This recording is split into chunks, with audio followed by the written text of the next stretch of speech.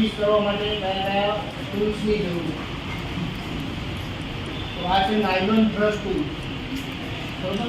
Brush tool કહેવાય nylon. ની અંદર જે જગ્યાએ તમારો હાથ નથી પહોંચી શકતો એ જગ્યાએ પિન્સ ઉપર બ્રશ ટૂલ મૂકવાનું. બીજું છે નાયલોન બ્રશ ટૂલ. આને બી નાયલોન બ્રશ ટૂલ જ છે, પણ આ મોટી જગ્યા હોય આગળની પિન્સ હોય એમાં સાફ કરવા માટે. પછી આ છે બ્લોવર, બરોબર. બ્લોવર શું કામ આવે? તો અંદર જે ડસ્ટ જામી ગઈ છે, જે જગ્યાએ તમારો હાથ પહોંચી શકતો નથી, તો એ જગ્યાએ ડસ્ટ રિમૂવ કરવા માટે બ્લોવર નીકળે. તો પ્રશ્ન એ થાય કે આપણે એસી સર્વિસ શું કામ કરવી? એસી સર્વિસ શા માટે કરવી? તો આપણને ખબર છે કે આપણે જ્યાં મામા કરી ધૂળ રહી ગઈ, ધૂળના રસ્તોનો બીજા બેક્ટેરિયા હોય આ તો એ બધું તમે વારંવાર જો રૂમનો દરવાજો ખોલો ને એ બધું તમારી એસી ઉપર જામ થઈ જાય, એ ડસ્ટનું આખું પળ બની જાય. જો ડસ્ટ રિમૂવ ના કરો તો એના લીધે તમારા કુલિંગ ઉપર ઇફેક્ટ થાય. તો પણ જેટલું જોઈતું હોય એટલું કુલિંગ મળી શકે નહીં. એના કારણે તમારા કોમ્પ્રેસર ઉપર લોડ પડે.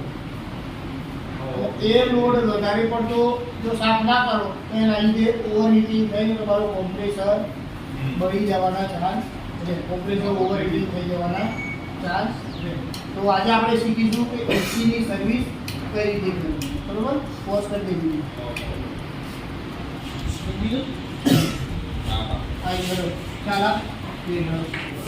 તો સૌથી પહેલા ઉપરનું કવર ખોલવાનું છે તમારે.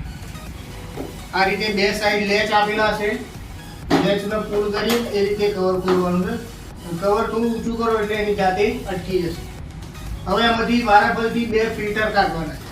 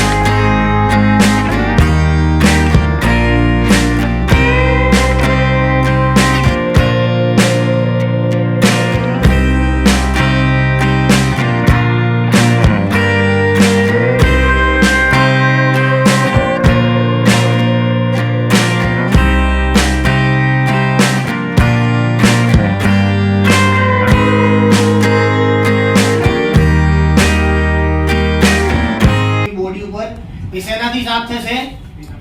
વેટ ક્લોથથી, બરોબર. ભીના કપડાથી. તો ભીના કપડાથી કઈ રીતે સાફ કરવાનું એ ચાલો તમને બતાવશે. તો આજુબાજુની બોડી, અંદરની ફિન્સ, જે જગ્યાએથી ડસ્ટ દેખાય ને મને એ જગ્યાએથી ભીના કપડાથી સાફ કરવાનું.